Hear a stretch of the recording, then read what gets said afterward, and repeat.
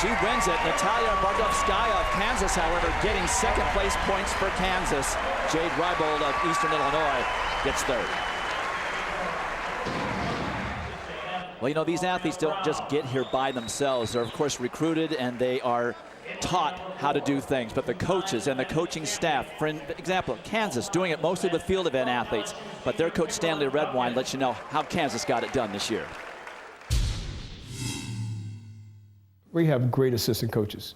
And it's not just about one person. Nothing is about one person. I think, you know, the same way we try to use a team effort with our athletes, we also have a team as our coaches, and it's not just about one coach. We have a great group of coaches that have been successful prior to the University of Kansas, and so when you get a good group of coaches like that together, you're going to have some success. Time now for the women's 200 meters. Dawn Sewell setting the collegiate record and the meet record 24 years ago. The first lady of collegiate sprinting, Kimberlyn Duncan, going for a three-peat. The 2012 Bowerman Award winner to the Heisman Trophy of track and field. She won it last year. She's up for it this year. She came to LSU without confidence before the season started. Her freshman year, called home and said, "Mom, I want to come home. I don't think I can compete at this top level." Mom said, "Don't come home. The coaches have faith in you." And she's a four-time NCAA champion, trying for her fifth. And this woman may step in the way. Oriole Scott, one of two great sprinters they have at the University of Central Florida under Coach Carol Smith Gilbert. And this is Paris Daniels looking to score some important points for Kansas, the only individual athlete for Kansas in today's women's finals. Set. You can see Kimberlyn Duncan in the middle of the track in the dark LSU uniform. She's already made up the stagger on Paris Daniels, but outside her, Oriole Scott is giving her a race out in lane 6. It's Kimberlyn Duncan, but she's not finished yet. Now she's pulling away. Duncan will win her third consecutive 200-meter title. 22.05 seconds. 0.04, it's been rounded to. Sensational stuff. That is easily the best in the world.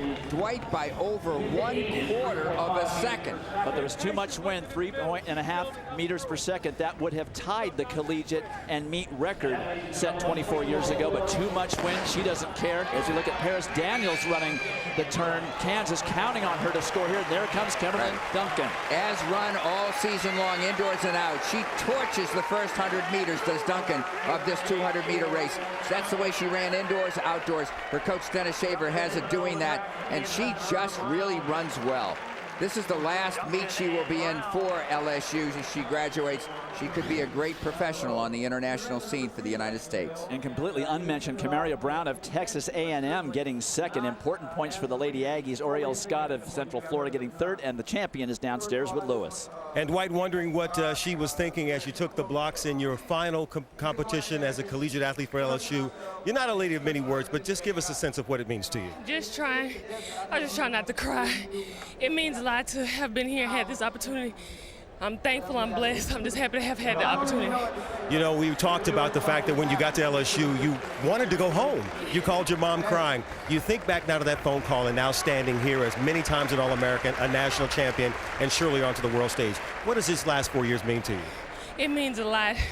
Like I said, I'm blessed to have the opportunity. I'm glad that the coaches stuck with me because I know it was hard freshman year. I'm glad I have the family and support that I do to make me stay. Not one tear, Kimberlyn? Not one? Probably later. Probably later. I am sad, though, that it's over with now, but I enjoyed it. I really did enjoy it. We'll see you on the world stage. Thank you. All right, one of the class acts. Dwight? Lewis, that's the first time a male or female has won 3 consecutive titles in the NCAA 200 meters. Incredible career at LSU. Kimberlyn Duncan, she will be missed. Thank you. The men's title could turn on the men's hurdle final. Will it be A&M's Wayne Davis, Oregon's Jonathan Cabral, or Illinois' Spencer Adams? But up next, can Southern Cal's Olympic medalist Bryshawn Nellam be the first man in 62 years to win the 400-200 double? Nellam coming down the straightaway. Look at the straight. Nellam will win the title.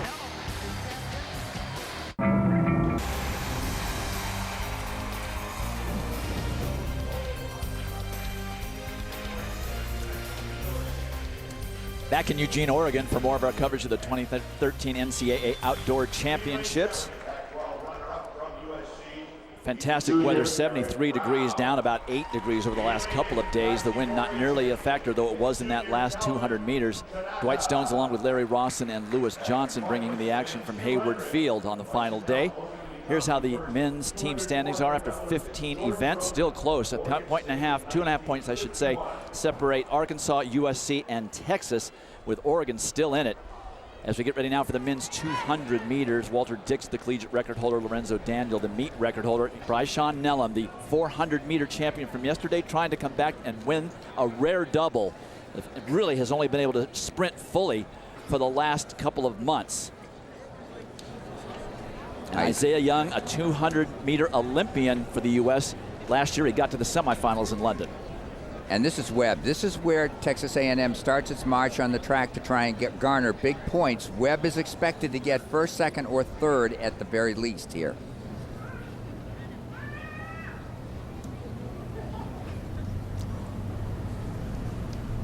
Set. Nellam in 4.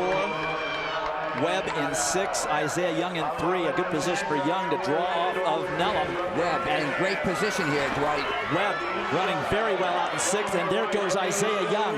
But here comes Bryshon Nellam. He just doesn't have it today. It's going to be Isaiah Young. It's going to be Amir Webb. Amir Webb closing hard like he did at the NCAA Indoor Championships to win the title there. And that is a very important victory for the Aggies. 20.10 seconds to win just over the allowable limit of 2 meters per second. That's what you can have, 4.47 miles per hour. The wind is about 6 miles an hour. Nonetheless, that under all conditions is the second fastest time in the world right now. 20 flat with an allowable wind. You're looking at Bryshon Nellam, and Nellam just tried, after running 19.99 seconds with a favorable tailwind, doesn't get out ahead, and the Olympic experience and talent of Young in front of him and the power and strength of Webb get first and second in that race. So 10 important points for Texas A&M. First Aggie to win since Floyd Hurd back in 1986. Amir wins it with 20.10 windy. Isaiah Young and then Bryshon Nellam gets 6 points for the Trojans, and the with Lewis. All right, well, Amir, you were out in lane 6, so you couldn't see Nellam and some of the others on the inside. Does that create an issue for you? I didn't want to see him, you know. I just kept pushing. As long as I didn't see him, I knew I'd be winning. So as long as I stay in front and I don't see nobody during the whole race, I know I'm doing well. And as you cross that line and think about the team situation here and those 10 big points, what do you think? I'm thinking we're in a nice spot to win nationals this year. All right, congratulations, Amir. Thank you, thank you. Dwight. Well, Bryshon Nellam wasn't able to do it because it's not easy to do. But Amir Webb, he bided his time, waited for the exact right time to strike, and wins the title for the Aggies. Corey Carter of Stanford set the collegiate record in yesterday's 400 hurdles. But Brianna Rollins set a collegiate record of her own in Thursday's semis. They'll meet in the final. But up next, will it be a solo effort all the way to the collegiate record for Colorado's Emma Coburn? The steeplechase is next. Well, we just can't stop showing you enough of this Oregon coastline. As I mentioned, about an hour-and-a-half drive from Eugene, where it's very sunny, but not that hot and not that windy. Last day of the 2013 NCAA Outdoor Championships presented by Northwestern Mutual. As we get ready, after we give you the team standings after 16 events, Kansas really in the catbird seat, 19-point advantage over Oregon, but they only have a 4x400 relay left to contest. LSU 2 points back of the Ducks. As we get ready now for the steeplechase, collegiate and meet record held by Colorado Jenny Behringer. That was Emma Coburn of Colorado, who is by far and away the class of the field. It's just now a matter of, is she just going to go for the win, or are the conditions ripe for a record run? And I'd say they are. I don't think they could be any better, Dwight. The humidity is moderate. The wind is not that strong. You know, when you go for a record, and I think she will, who is she going after? Whose record? Why, Jenny Behringer Simpson, who she trained with for a year and a half and was a star and NCAA champion and all kinds of good things we could say. A current world champion at 1,500 meters is Jenny Simpson now, but she had the benefit of training with her, and she holds the NCAA record of 9 minutes, 25 seconds plus for this event, the steeplechase. She's in the best shape of her life, and she's got a good clock on her head for this event. 28 hurdles, 7 water jumps, simulates steeplechase running, really cross-country running over in England. And the event had its roots way, way back during English cross-country. And they decided to put an event simulating that on the track. Emma Coburn is a 2012 Olympian, 9th in the London final. And think about it, in order to get the school record at Colorado, she has to break the collegiate record and the meet record. That's true. That's true. Wonderful story.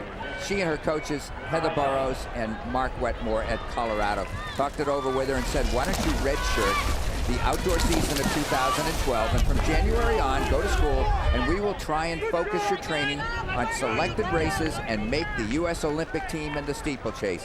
She said, okay, let's do it, and the dream came true. She was one of the top 3 runners. You got to be in the top 3. She had the Olympic A standard, meaning she ran fast enough.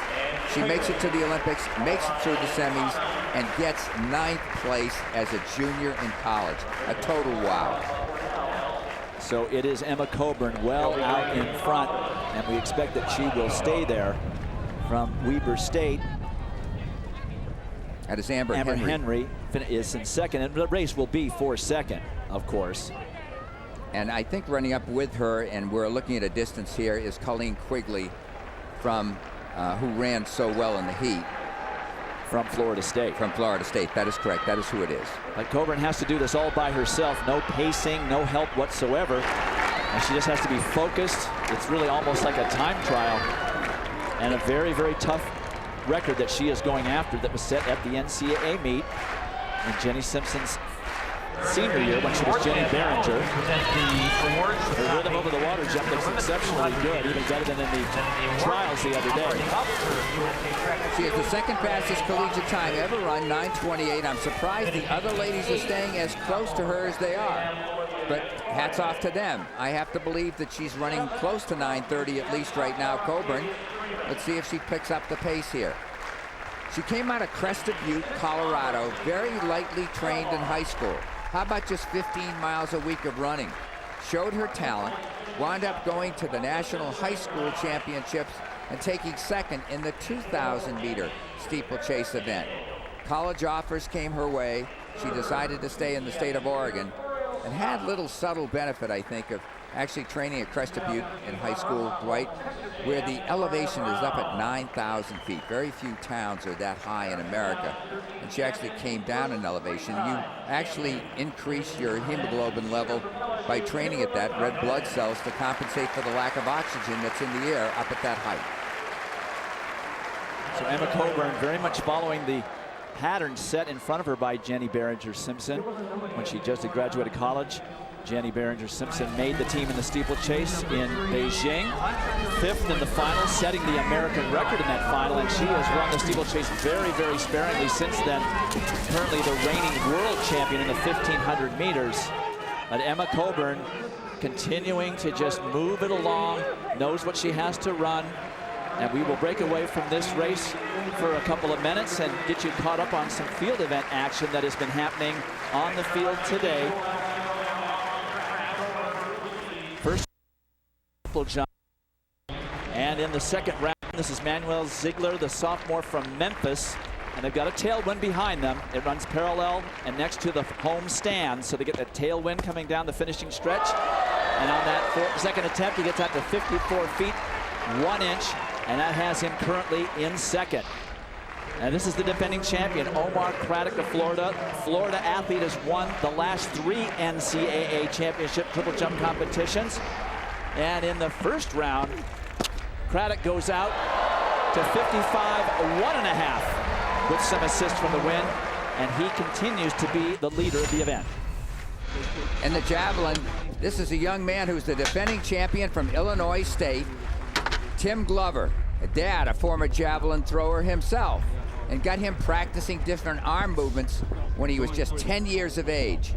And it certainly has paid off. He's currently in second place right now. That was his first attempt, 247 feet, 6 inches. Here's the man of the hour, and he's been a star in his days at Texas A&M, now a senior, but a terrific talent. This is Sam Humphries. This is his 4th attempt.